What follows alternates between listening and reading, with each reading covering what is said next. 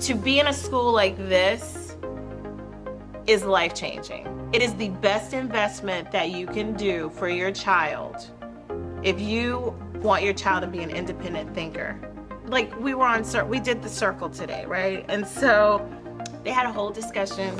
It was a whole argument, but they worked it out, which was actually, I guess, kind of cool because the parents got to see it. Gypsy hates being called last, and the kids kind of know she hates being called last. So, you know, what you put out is basically what you're gonna get. So then what happened today? She's called last, right? So this is while they're doing the circle. So I just stepped back because I'm like, please let the circle go good. So as soon as I walk away, they're like having this argument about being last. And so one of the learners are like, Gypsy, you know, sometimes you can't be first all the time. And she's like, yeah, but I'm not first ever. And so another learner was like, well, you know, we could take turns being last. And so Gypsy starts like, you know, folding her legs. She doesn't want to pay attention. She doesn't want to talk. And so I could see like the other parents looking like for me to like step in, and because it's uncomfortable, right? But while Gypsy's having her moment on the circle, the other children are doing their yoga poses. But then one of them is like, Gypsy, it's your turn now. And she's like, I don't want to do it. And they're like, but it's okay. Like it's your turn. You don't hear. Like, so they're like rallying around her to get her involved. And something like we would walk up to a kid and be like, hey, come on, like, don't you want to be a part of it? And so you watch them talk to her and like, it's okay to be last, you know, why don't you take this? So then they give her the dice and then she's like, but I don't want, you know, like being all reluctant with it and having attitude with it.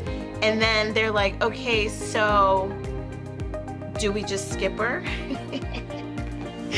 And so the parents are looking at me like that is your kid, and what are you gonna do? And I'm just like, please listen. And so then Gypsy says like, you know, Finley, you're supposed to be my best friend, but you know, you call me last. And she's like, well, just because we're best friends doesn't mean that I have to call you first. So now we've got this whole thing. It was just supposed to be yoga, but we've got this whole discussion going on. And ultimately, Gypsy decides to take the little cube, roll it, and then she does the pose. And the kids just dropped it. They're like, good job, Gypsy, way to go. And it's crazy because had I stepped in, I would have eliminated that whole learning experience for them. And to see them work through that, not get upset, not ignore her try to work it out. They were patient with her feelings. That's huge. I mean, that's just one example, but that would never happen if they didn't have the practice every day in their studio. And that's what you don't see in other schools, because it translates when you go to anywhere out in public. You can tell children who have some kind of foundation going on where they're independent thinkers. And that's what sets this school apart from other schools, because somebody would have stepped in, they would have taken that whole experience away from the children. They would never know how to learn or grow from it or deal with it. Whereas our children have experienced that, so the next time they see it, they're better equipped because they have tools and they can handle a situation like that as a kid. So think about 20 years from now when they're adults and they're in an environment where something like this happens, who's gonna step up? It's gonna be a child from Active Leadership Academy because they know how to do it. So then when they all left to go into the art class, the parents were just kind of like, I was like, what, okay, like, and they're like, that was good. And I was like, oh, what was good? And I was like, oh, that happens every day. I was just hoping that it didn't happen today. No, they were like, yeah, that's pretty cool, because they got to see it. But you could tell that it made them uncomfortable.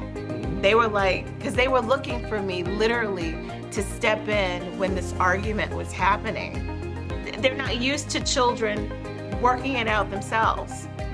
It takes patience, but you let them do it. If you let them do it, they will surprise you. And I can't wait to see them when they like grow up and make harder decisions, because it's gonna be life-changing for them. To be in a school like this is life-changing. It is the best investment that you can do for your child if you want your child to be an independent thinker. And once you get here, there's no way that you could ever go to another school, because it's almost like your child is, I hate to say it, but it's just chained up and can't make a decision for themselves. It would be torture. Like if I took Gypsy out of this school right now and had to put her in a different environment, and I think that's with any of the other children, it would be torture for them, because they have a taste what freedom to do the right thing means.